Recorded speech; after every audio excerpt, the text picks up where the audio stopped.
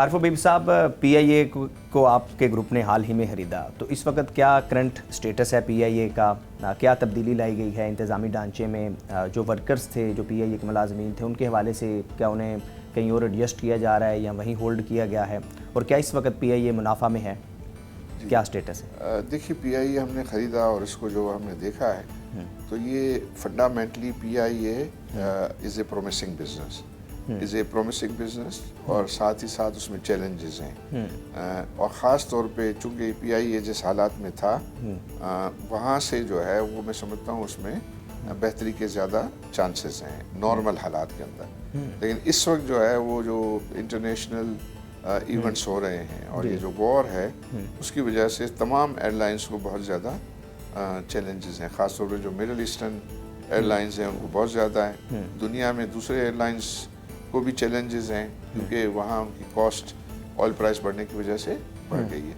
اب اتنی افورڈیبلٹی جو ٹریولرز ہیں ان میں ہے کہ وہ جو ایڈیشنل کاسٹ ہے وہ ان کو ایبزورب کر سکیں اور ان کو پاس آن ہو سکے، وہ میں سمجھتا ہوں کہ ایک بڑا چیلنج ہے. پی آئی اے کے لیے جو ہے وہ بھی چیلنجز اس کی وجہ سے جو ہے وہ بڑھ رہے ہیں کیونکہ کاسٹ بڑھ گئی اور گورنمنٹ خاص طور پہ بہت زیادہ جو ہے وہ چیلنجز یوں بڑھ گئے ہیں کہ گورنمنٹ نے جو ہے وہ بہت ایگزوربیٹنٹ پرائسز بڑھا دیے ہیں. تو ہائی آکٹین کے اوپر بھی لیوی بڑھانے میں یہی کانسیپٹ لاجک ہوگا گورنمنٹ کا؟ ہائی آکٹین میں تو چلیں بڑی گاڑیاں ہیں تو بڑی گاڑیاں کچھ کم ہو جائیں گی، اور جن کے پاس بڑی گاڑیاں ہوتی ہیں تو وہ چھوٹی گاڑیاں بھی ہوتی ہیں، ان کے پاس الیکٹرک کارز بھی ہوتی ہیں، کچھ نہ کچھ. وہ بڑی گاڑیوں میں تو ڈیزل گاڑیاں بھی آتی ہیں اور ڈیزل گاڑیاں بھی آتی ہیں، تو اس میں مطلب بہت سارے لوگ زیادہ تر ہائی آکٹین کرتے ہیں. اس میں پھر لوگ کچھ عرصے کے لیے جو ہے وہ سپر پہ بھی اکتفا کر لیتے ہیں، ادھر وہ سولوشنز ہوں گے، لیکن اس میں اس کا اتنا بڑا امپیکٹ نہیں ہے کیونکہ وہ تو ڈائریکٹ جو بڑے لوگ ہیں وہ کچھ نہ کچھ اس کا حل نکال لیتے ہیں. لیکن جو ایئر لائن ہے، ایئر لائن میں تو سب مسافروں کو بیئر کرنا ہے. تو جیسے آپ حبیب صاحب کہہ رہے ہیں کہ اگر یہی صورتحال رہی تو پی آئی اے جو ہے وہ تو اس کی آپریشنل ایکٹیویٹیز بند ہو جائیں گی، تو آپ نے بات نہیں کی حکام بالا سے، پرائم منسٹر سے؟ اور انیشیلی کیا اسٹیپ فوری آپ نے بتایا ہو کہ یہ آپ لیں اسٹیپ ورنہ بند ہے؟ آج ہی میں نے ایک لیٹر جو ہے پرائم منسٹر کے نام بنایا جو ابھی تھوڑی دیر میں آپ کے اس پروگرام کے بعد سائن کروں گا اور ان کو بھیجوں گا. اچھا، تو اس میں آپ نے کیا سجیسٹ کیا ہے کہ یہ اسٹیپس آپ فوری لیں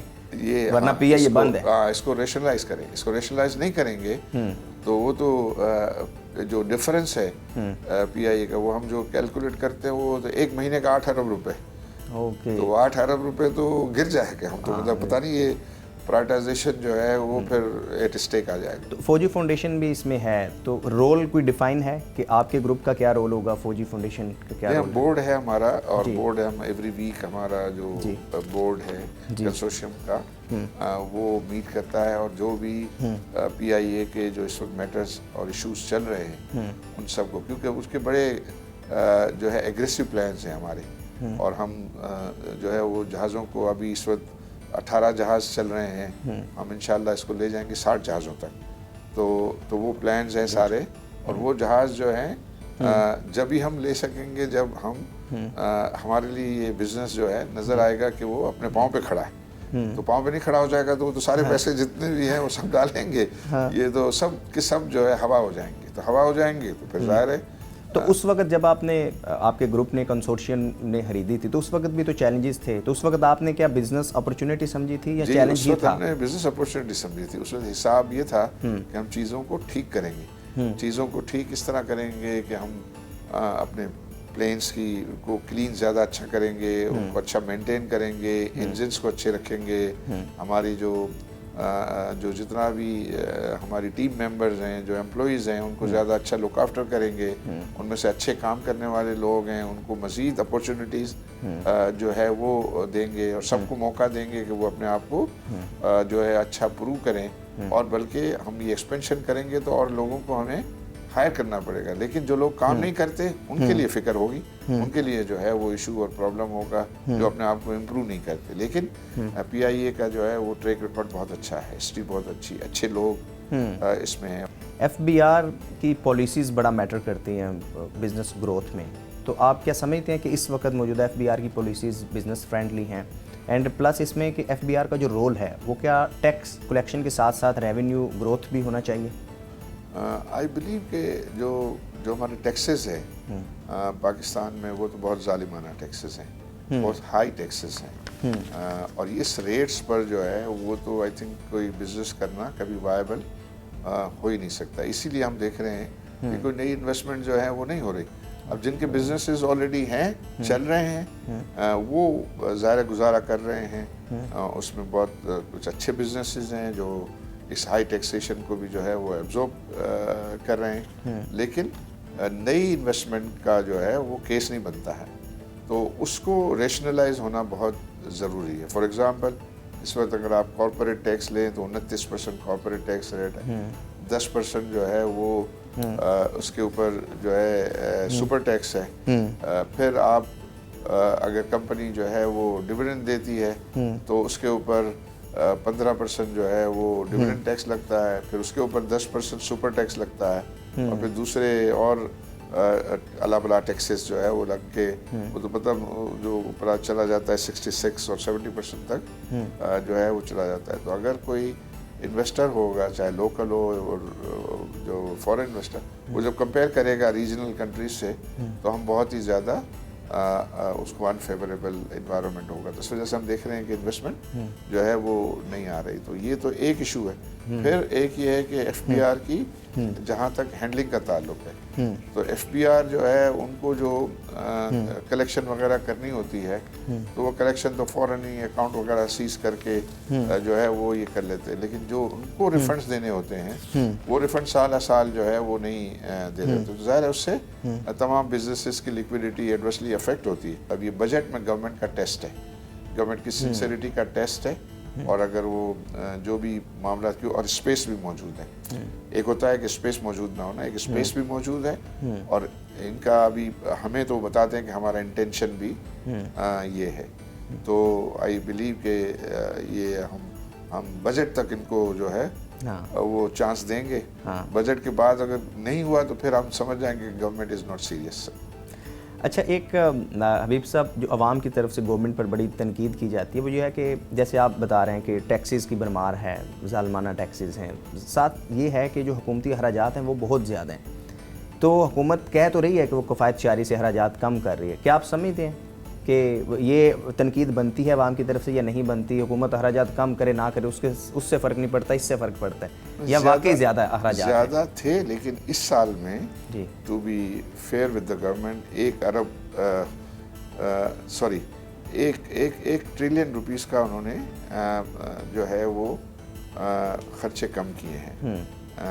تو خرچے تو جاری اخراجات ہیں وہ کم ہوئے ہیں. مجھے میں 1 ٹریلین یا اماؤنٹ میں ذرا کنفیوز ہو رہا ہوں اس میں، لیکن ایک اچھا سائزیبل اماؤنٹ جو ہے وہ کم کیا ہے انہوں نے. یہ بھی کم کیا ہے اس وقت جو ہمارا ایک کہلاتا ہے پرائمری سرپلس. پرائمری سرپلس یہ ہوتا ہے کہ FBR کے ریونیو اور آپ کے جاری اخراجات، وہ اس کا جو ڈفرنس ہوتا ہے وہ پرائمری سرپلس یا پرائمری ڈیفیسٹ گنا جاتا ہے. تو پاکستان میں اگر آپ 3 سال پہلے جائیں تو پہلے تو پرائمری ڈیفیسٹ ہوتا تھا، یعنی مطلب ہمارے جو FBR کے ریونیو تھے وہ ہمارے جاری اخراجات کو بھی پورا نہیں کر رہے تھے، گورنمنٹ ایکسپینڈیچر کو بھی نہیں کر. پھر اس کے اندر ظاہر ہے انٹرسٹ کی پیمنٹس ہوتی ہیں، تو انٹرسٹ کی پیمنٹ سے پہلے جو ہے وہ ہمارا نیگیٹو بیلنس ہوتا تھا. لیکن اب جو انٹرسٹ سے پیمنٹس سے پہلے جس کو پرائمری سرپلس کہتے اب سرپلس ہو گیا. وہ پہلے ڈیفیسٹ ہوتا تھا، اب سرپلس، اور اب سرپلس بھی بہت اچھا پرسنٹیج ہو گیا. اب یہ جو نمبرز آئے ہیں 7 مہینے کے اس میں 4.1% آف GDP، آپ کے جو IMF کا ٹارگیٹ ہے 2.4% کا، لیکن اس وقت 4.1% ہے. تو ان کا ریونیو، اور تاکہ اس میں ریونیو بھی بڑھا ہے اور خرچے بھی جو ہے وہ کم ہوئے. لاسٹ کویشچن ہے حبیب صاحب، کیونکہ پاکستان کی اکانومی پولیٹیکل اکانومی ہے، تو سیاسی استحکام کیسے آئے گا؟ کیا آپ سمجھتے ہیں سولوشن؟ کیونکہ سیاسی استحکام کے بغیر تو ممکن نہیں ہے. آئی تھنک ظاہر ہے اب پاکستان کا انفارچونیٹلی جو پولیٹیکل سسٹم ہے وہ اتنا ایفیشینٹ نہیں ہے، اور اس کی وجہ سے ہم کو بہت مسائل آتے رہے ہیں. اور وہ جو آپ یہ کہہ رہے ہیں نا کہ کبھی ہم جو ہے چیزیں اوپر دیکھتے ہیں کبھی نیچے دیکھتے ہیں، اس میں ایک بڑا فیکٹر اس کا بھی ہے کہ ہماری جو ہے وہ پولیٹیکل اسٹیبلٹی کا نہ ہونا، اور ہمارے ہاں کہنے کو تو ڈیموکریسی ہے لیکن انفارچونیٹلی وہ ڈیموکریسی فنکشن نہیں کر رہی تو ہے۔ اس کا ذمہ دار کون ہے پولیٹیکل سسٹم سبھی کا لوگ ایفیشینٹ ہیں، نہ سب ہونا؟ لوگ ہیں۔ آئی تھنک اس میں پولیٹیشینس تو سب سے بڑی ذمہ داری تو پولیٹیشینس کی ہے کہ وہ رائٹ ٹائم پہ دیکھیں نا، ابھی وہ مجبوراً تو سب ایک دوسرے سے مل جاتے ہیں لیکن وہ والنٹریلی کبھی ہم نے نہیں دیکھا the interest of the country جو ہے وہ، جب تک ان کو کوئی ڈنڈا شنڈا آتا ہے تو وہ پھر سب جو ہے وہ بیہیو کرنے لگ جاتے ہیں، لیکن بغیر ڈنڈے کے آن میرٹ نیشنل انٹرسٹ میں ہم نے کم دیکھا ہے کہ وہ کمپرومائزز کرتے ہوں۔ تو اس کی وجہ سے ہم نے دیکھا ہے کہ ریئل جو عوام کا ووٹ ہے وہ ورک نہیں کر رہا۔ اب آپ نے دیکھا ہوگا کہ پولیٹیکل لیڈران کو یا جو نمائندے ہیں ان کو بھی پتہ چل گیا کہ بھئی یہ جو پبلک کا ووٹ وہ میٹر نہیں کرتا، ہاں میٹر نہیں کرتا۔ تو وہ جب تک کہ ڈیموکریسی کا ایسنس یہ ہے کہ ان کو یہ فیلنگ ہو کہ بھئی عوام کا ووٹ جو ہے وہ ان کو جو ہے وہ اوپر لے جائے گا یا نیچے لے جائے گا، تو وہ جب ہوگا تب ریئل ڈیموکریسی کے فوائد حاصل ہوں گے۔ ادروائز ان کو جب یہ فیلنگ چلی جائے گی تو پھر آئی تھنک عوام کی فلاح جو ہے وہ پھر پیچھے رہ جائے گی۔ سبسکرائب کریں اور بیل دبائیں تاکہ کوئی خبر رہ نہ جائے۔